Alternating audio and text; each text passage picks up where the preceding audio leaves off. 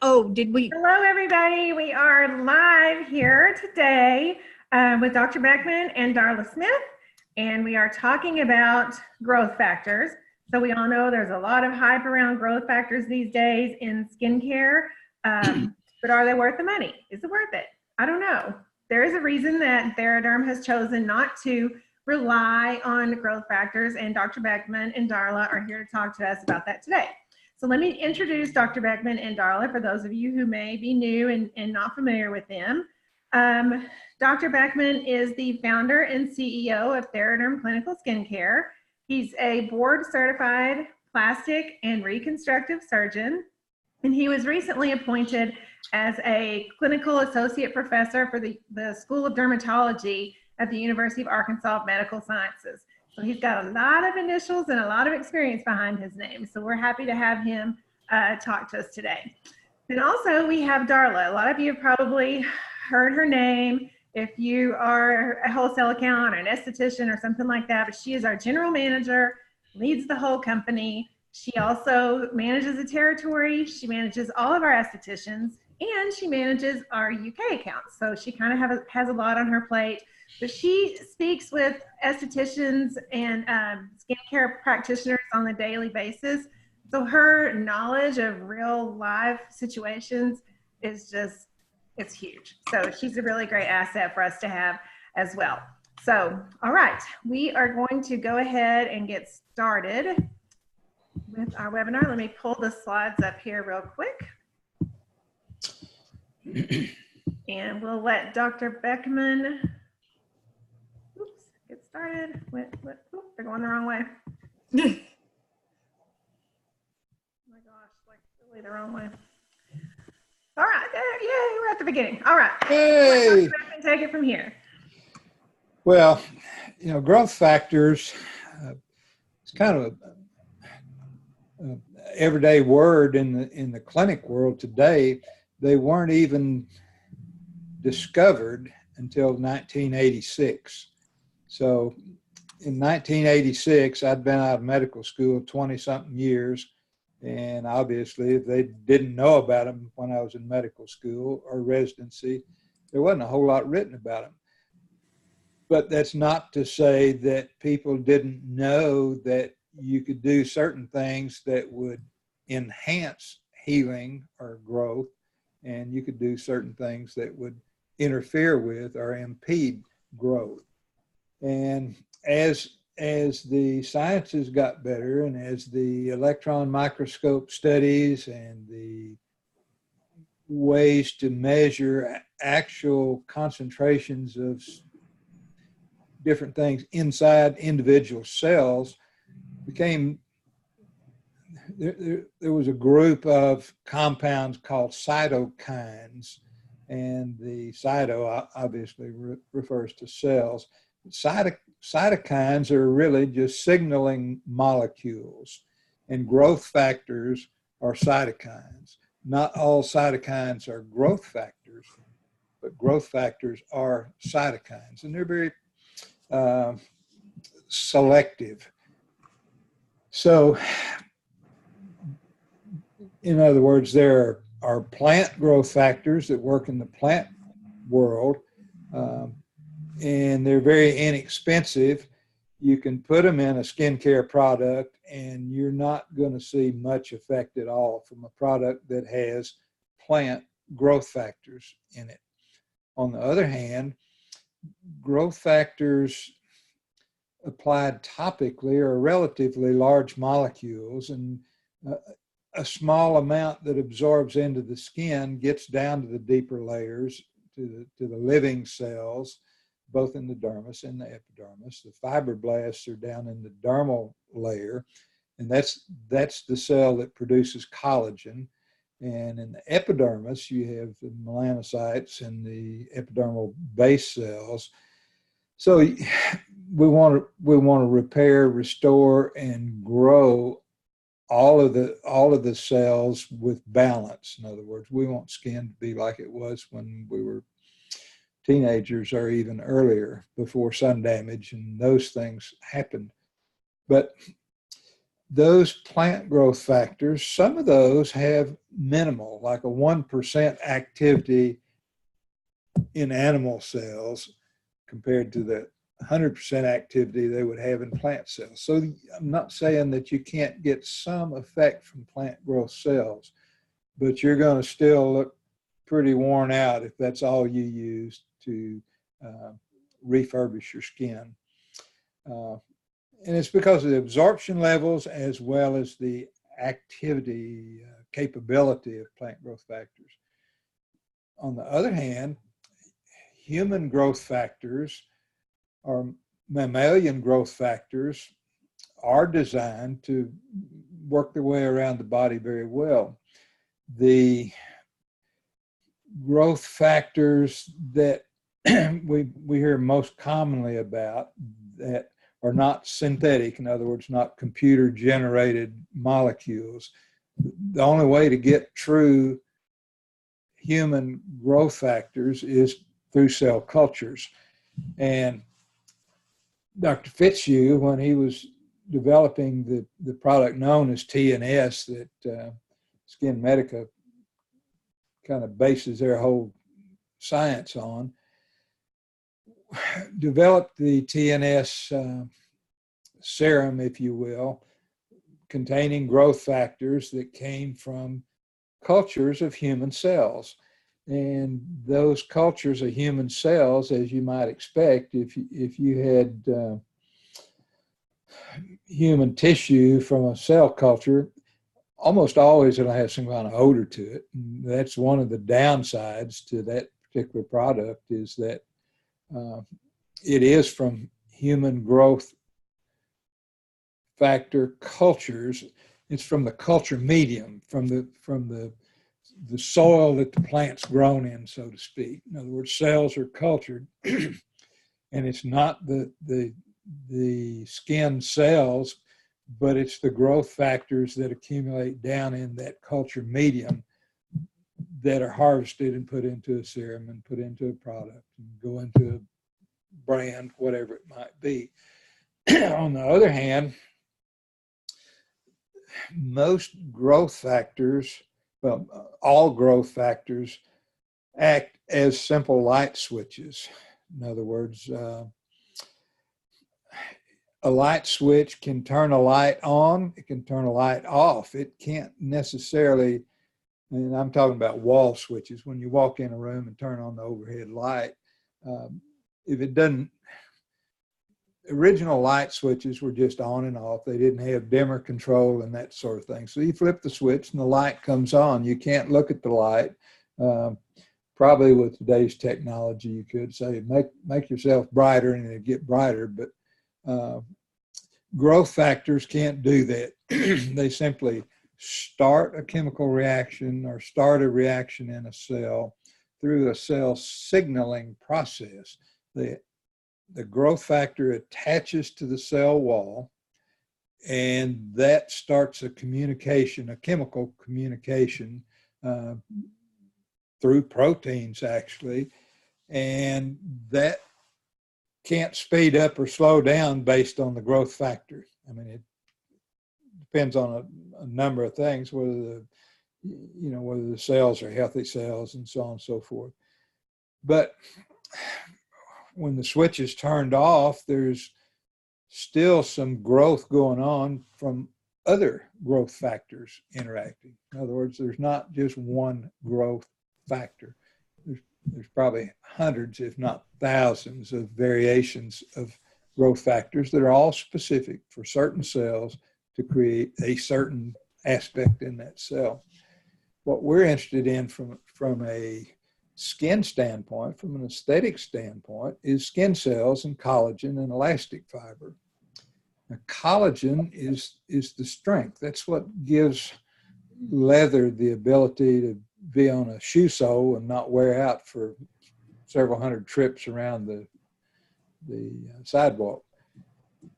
The growth factor stimulates that fibroblast cell to make more collagen. Now, what we might look at to compare that is before we knew about growth factors and could isolate substances that we put on skin to make it heal or grow or do whatever. We didn't know about growth factors, and so there was some mechanism that caused cells to renew themselves, and that was through the process of shedding, exfoliation of the outer cells. Now, if we look at a 13-year-old young person, they have a nice coloration to their skin. Hopefully they're blemish free unless they've had, acne or some other process going on, but their skin has not suffered a lifetime, not a long number of years of sun exposure that we recognize cause aging for old people. Anyway, that younger person's skin, the epidermis from the basal layer, dividing those cells dividing and pushing a new cell up, pushing another new cell up, pushing another new cell up. In about a 13-week period of time, in about a 3-week period of time, that basal cell is completely grown off the surface, and you've got a completely replaced epidermal layer. That's at age 13, 3 weeks cell turnover time. At age 60, that's slowed down. It's like old people walk slower, and there's a reason for it. Everything slows down. That cell turnover time at my age is probably 13 to 15 weeks. So those cells have been there 8 to 10 times longer than they were when I was 12, 13 years old. And the visual that I like to think of is look at the paint on your house. If you got a brand new house that's painted a real pretty shade of gray on the outside, it just really looks nice from the street. If you lived in that house 30 years and haven't done anything to repaint or repair that, that paint is going to say this house is not new, it's about 30 years old or older. And so what we want to do to stimulate new growth of cells is take some of those cells off of the surface. In other words, using exfoliating agent. It can be done with laser energy to resurface. It can be done with chemical peels to resurface. And those are quick. That's like using a large hammer to drive a nail. But if we use an exfoliation agent daily on our skin as part of our skin regimen, our daily things we do every day in our skincare process, we can exfoliate those cells gradually. And the more you exfoliate, every time a cell comes off, it stimulates a growth factor, natural growth factor, to come into action. So if we were to look at cells that were in a person's skin, a 60-year-old person's skin that's been using, say, our lactic acid exfoliant, and there's a reason we use lactic and don't use other exfoliation chemicals, is that skin biopsy will look like a 15-year-old child's skin if they've used that for at least 12 weeks. We have the biopsy micro photographs to show that. It's not, we said so, we saw it. And so we can speed up the rate of repair and even ensure that the process gets completed for repair or building new collagen just through the exfoliation process. And so we don't need to use growth factors. I mean, God invented growth factors, and he put them in each one of us, and all we got to do is stimulate it. And the exfoliation mechanism is the natural process. We like natural. If you're having to do something artificially to make something happen, once you quit doing that, well, that effect goes away. For instance, the retinoic acid products, they stimulate some things exfoliation-wise and other things. It'd be Retin-A or retinol, either one. But as soon as you quit using them, the activity quits. So let's go back to natural. And so as the screen showing there, growth factors are controversial.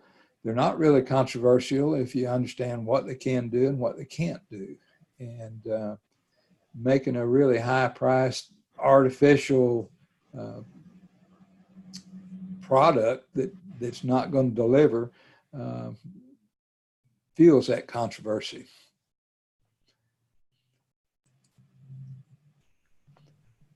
And we talked a little bit about the size of growth factors, the natural growth factors that are human natural growth factors.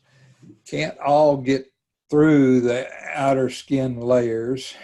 You need several things there are several things that can increase that absorption rate. You need to be using those. If you're spending a lot of money on something that claims to have human growth factors in it, you need to get the best result. And to get the best result, you got to get it to penetrate. And to get it to penetrate, you got to use something to help it. A guy with a broken leg can go faster with crutches than he can on his knees. So yeah, it's okay to use crutches, but why not use a natural mechanism that stimulates growth factors that are already down inside the skin by exfoliation? So if you put external, growth factor in a product on skin, it's not going to get 100% absorbed. That's the main point.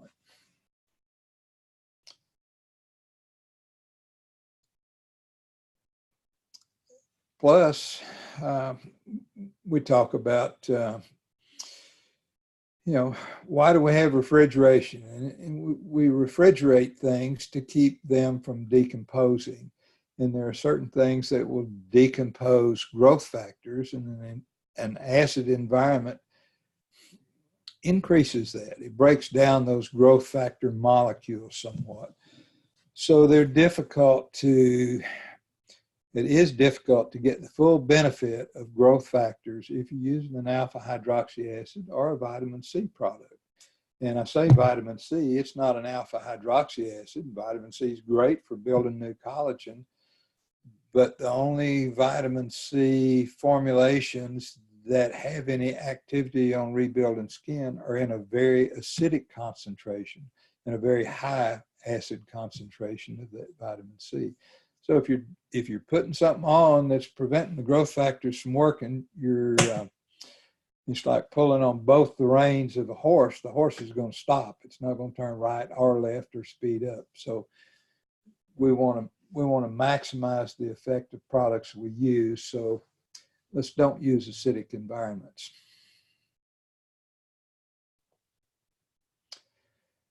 Synthetic growth factors. That is an interesting thing.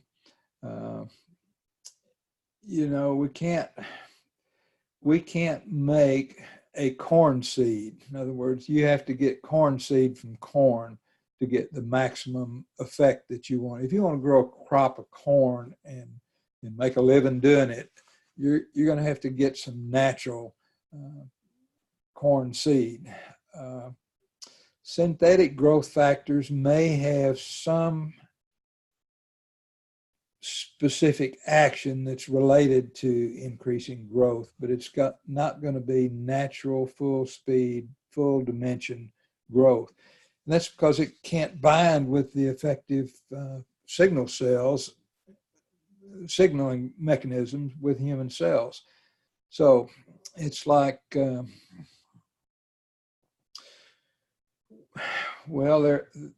are a number of things, like botulinum toxin, for instance, it's not synthetic. It is manufactured, but it's not exactly the same as the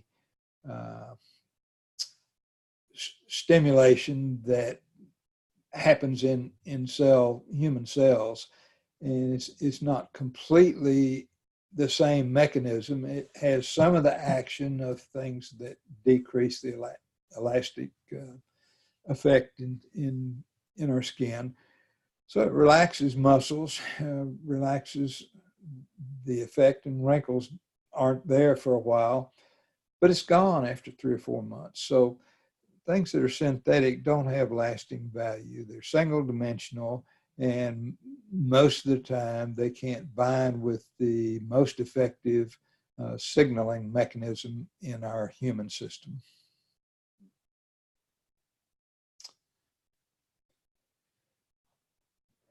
Don't we wish we all had younger skin like that? If we look at lower eyelids on the left and right in that picture, obviously it's the same person. It's not an identical twin. Could be, but in this particular, it's not. So we see signs of aging in the left-hand side of that picture that can be reversed, but it seems a lot better to me if we could actually prevent that aging from happening. And we know that lactic acid can do that. We have a patent pending, as a matter of fact, and they're doing some studies both in biomedical engineering department at the University of Arkansas, and some studies we did over at Vanderbilt University, and some studies we did up in Boston at Harvard. So yeah, we've seen the results of preventing aging because we can prevent sun damage from happening on a daily basis. So if you put that product or put that ingredient in a product and you use it every day and you wipe the slate clean starting at a younger age, you can end up with skin like in the right-hand side of this lady's picture. Otherwise, you got to go back and repaint the house. The process of rebuilding or repairing or restoring, we think we have probably the best possible mechanism for doing that with a peptide. And a peptide is a short chain of amino acids, 12 to 15 amino acids stuck together in a chain. The collagen is 1,500. It's not 15 units of amino acids, 1,500 amino acids and a real long, actually 3 strands, like in a rope that's real long. And soluble keratin peptides is about the only way that you can describe or define that short peptide that's covered by 31 different patents for rebuilding skin where skin is almost completely gone, like in a 3rd-degree burn. It was developed for use by the military at Brooke Army Hospital, and it was developed by a plastic surgeon who was chief resident with me in my plastic surgery residency. And he had been using human hair from the lady patient before she had a facelift. He would tell her, when you get your hair trimmed at your beauty salon, save that hair and bring it back, and we'll chop it up in microscopic particles and sterilize it and then inject it in under your wrinkles. And it's your hair, so it shouldn't have any resorption or negative effect for going away. It should last forever, and in fact it did. But the FDA wouldn't clear that because it was chopped up mechanically.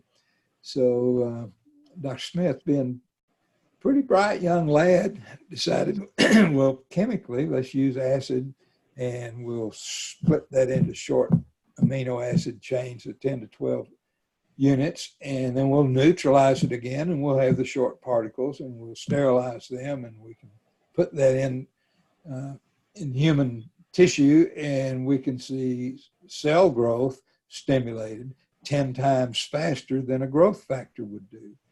So our Eternox product, that soluble keratin peptide, is one of 3 peptides, but it's the only natural peptide that's there. The arginine and matrixyl are in 90% of expensive cosmetic skincare products. Those 2 peptides are computer generated. Like we were talking about a while ago, if you generate something with a computer, based on it ought to look kind of like this, it ought to do some of these things. It never does what the original would do. But soluble keratin peptides in our Eternox allow collagen to be rebuilt. Once you get that switch turned on with the exfoliation, that Eternox rebuilds the train 15 cars at a time rather than one car at a time. So you get 10 to 15 times quicker, more rapid repair. And it's because of that growth factor effect that we were able to see in an independent clinical trial, a 12-week clinical trial, a 40% reduction in neck skin laxity. Now that's amazing. And that's kind of what we're seeing in this young lady's lower eyelid. If she had used Eternox, I think we could have gotten the same result as she got from whatever laser or other therapies, or it may just be Photoshop. We don't know. Anyway, so much for that. Anybody got a question up? Well, okay, so let's just kind of go back over. So what you're saying, there's a lot of, like you said, the hype about the growth cells.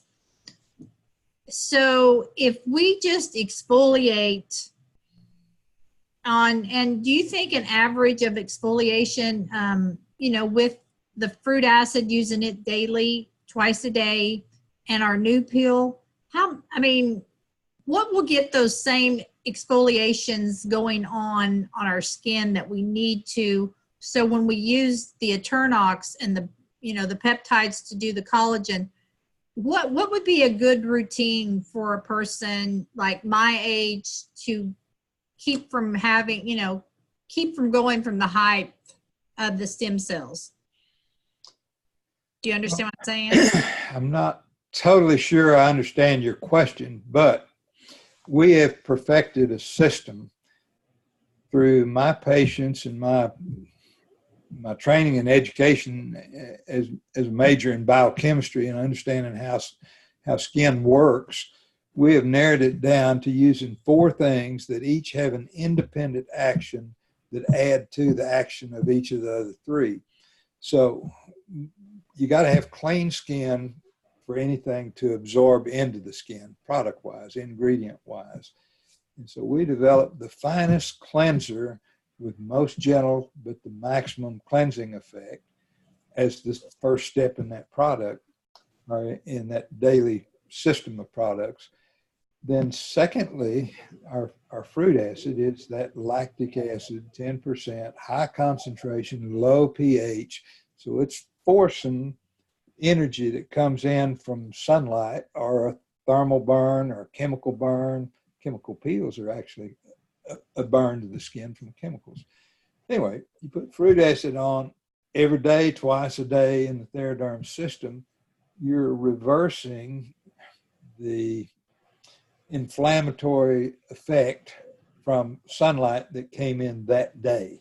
You're not worried about the day before or the day after. You're preventing damage from being permanent damage that day because you're reversing that biologically with the natural system of cells using lactic acid. It's the primary mediator of our inflammatory system.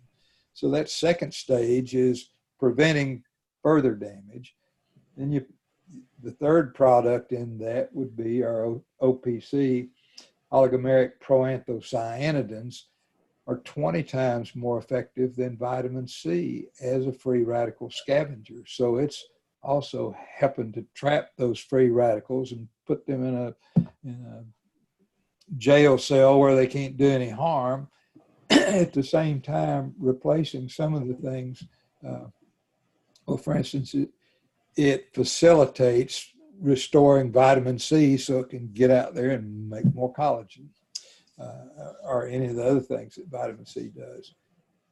And then when you've done those things gently, but by the process of taking the layers off so things can get into the skin better, taking the oils out that are preventing the absorption of other products, you got to repair that barrier. So we put 3 different choices for moisturizers. an 18-year-old college girl doesn't need anti-aging expensive peptides to get rid of wrinkles. So there are moisturizers that replace that skin barrier very effectively. But when we get, well, let's just say when we get to matronly age, we need a little more moisturizing help. And that Eternox anti-aging with those 3 peptides in it also restores that lipid barrier, that moisture prevention or evaporative prevention barrier in skin. So we need a system of different things all put together. It's kind of like if you were a chef and you were going to make a really nice dinner.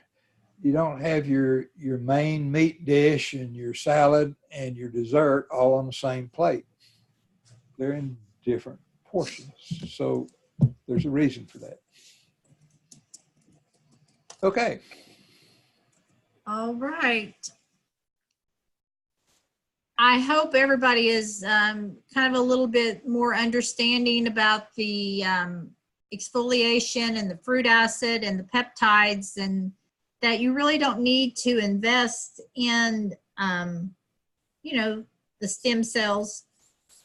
I mean, what I've kind of read, it's like if you do the system, if you do the sunscreen and your peptides, and you do the exfoliation, you're coming out the same, you know, you're actually coming out better with healthier skin and the collagen growing better. Is that? Well, I would add one comment on stem cells.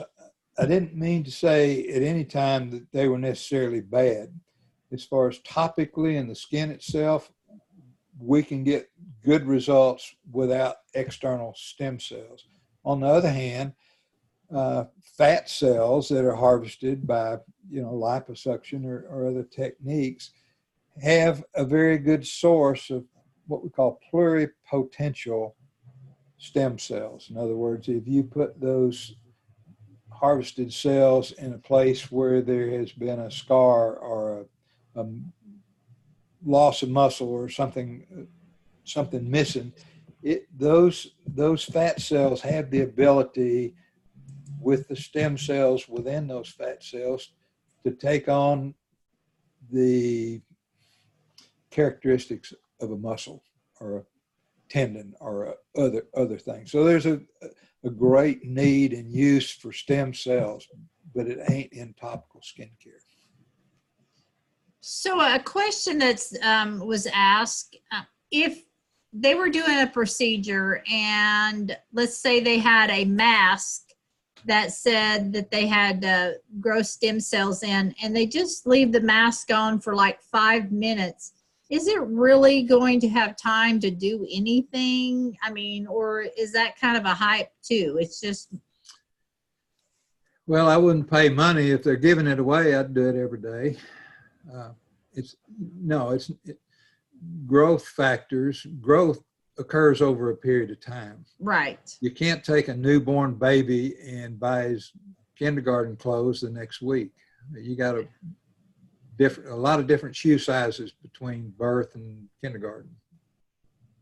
So it's a process that occurs, and you're not going to get the full effect from that mask. You're probably going to get some effect. And if you're going to do a mask for other reasons, for calming the skin, doing other things, sure, I'd put a growth promoting ingredient in that as well. There's no harm in it at all. Okay.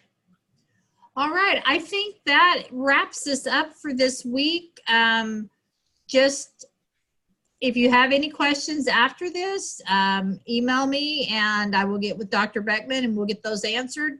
Next week, we are going to be talking about our OPC, and he kind of touched on that in this one. Why that is important. I get a lot of questions of why we don't have a vitamin C, why don't we have a separate vitamin E. So we're going to discuss why our OPC is better than in those individual products and what it does. So let's tune into that. Follow us we are on Instagram and Facebook. You can send questions to us at any time. And if you have a question for Dr. Beckman, like a person that you're working on, make sure you send pictures and a history of what they've done, what they've been taking, so he can help answer that question. If anyone would like to see the photomicrographs, in other words, biopsies of skin before you treat and then at 12 weeks after using the Theraderm system, I'd be happy to send. I've got those where I can digitally send them by email if anybody'd like to look at some Great. phenomenal changes in skin just from topical things without surgery.